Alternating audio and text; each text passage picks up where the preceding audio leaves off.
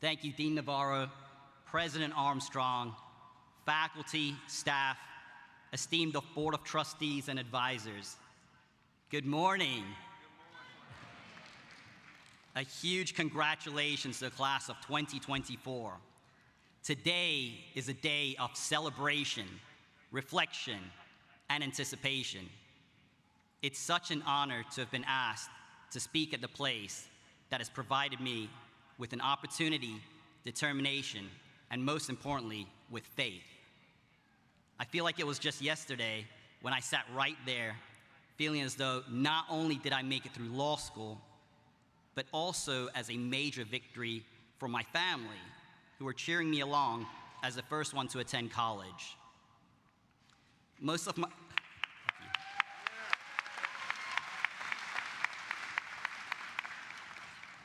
my life, I tried to hide the fact that my upbringing was so different from my peers. No one in my family grew up in fancy neighborhoods, drove nice cars, or had any formal education. My family, however, worked tirelessly so my siblings and I could pursue our dreams in this incredible country. My dream was always to sit where you are sitting right now and graduate from law school. I remember that feeling when the day finally came. I proudly sat with a huge smile on my face. But inside, I could feel the pressure of what awaited me in the real world.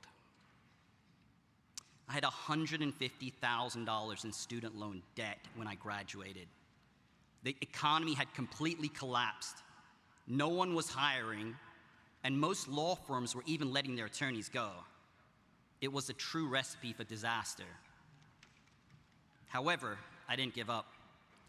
After 3 years of burning the candle on both ends during law school, I knew my ambition, perseverance, and faith would get me to where I needed to be. I, along with my best friend who graduated with me, decided to start our own law firm out of pure necessity. We were building a law firm with no guidance, no support, and no one interested in mentoring us. It truly felt like the blind leading the blind. The first 7 months were an absolute grind. We knew we had to hustle because there was no plan B. There wasn't a safety net. We made $600 a month, barely enough to survive, but we kept doing what we were trained to do in law school. We kept pushing one another and never gave up. That hard work eventually paid off. There was finally light at the end of the tunnel. My personal story continues from that moment. I went on to achieve much success in the area of law. My partner and I put in the hours. We sacrificed time with our families and friends. And we pushed ourselves day in and day out. We made it happen. We achieved what we set out to and so much more. Now, I'm not going to stand here in front of you and recite my personal accolades like a laundry list.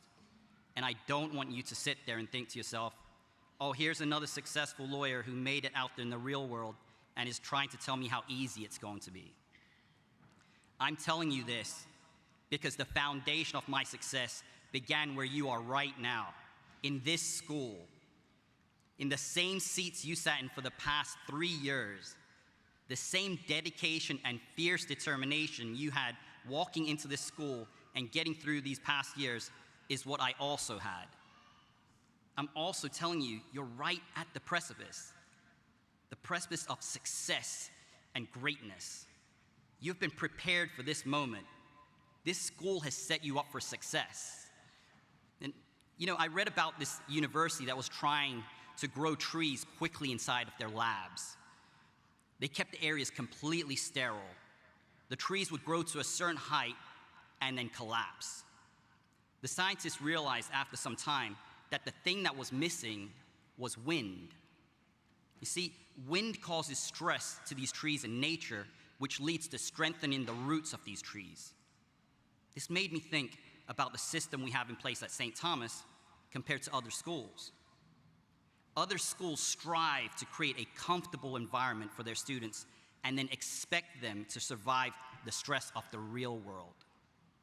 However, here at St. Thomas, we have a perfect system that doesn't coddle our students.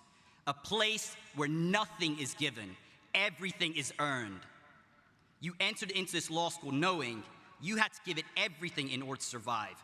We are the Navy SEALs of law schools.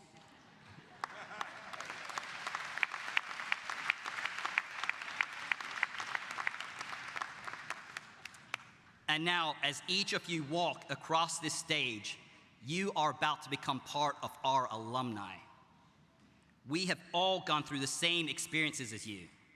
There is a bond that we all share due to our strong St. Thomas roots. And if there's one thing I can promise you, it's the fact that we take care of our own. We know the caliber of fraternity St. Thomas creates. Now, there's just one thing left for you. As you all know by now, we ruffled a lot of feathers by becoming number 2 in the state for our bar passage.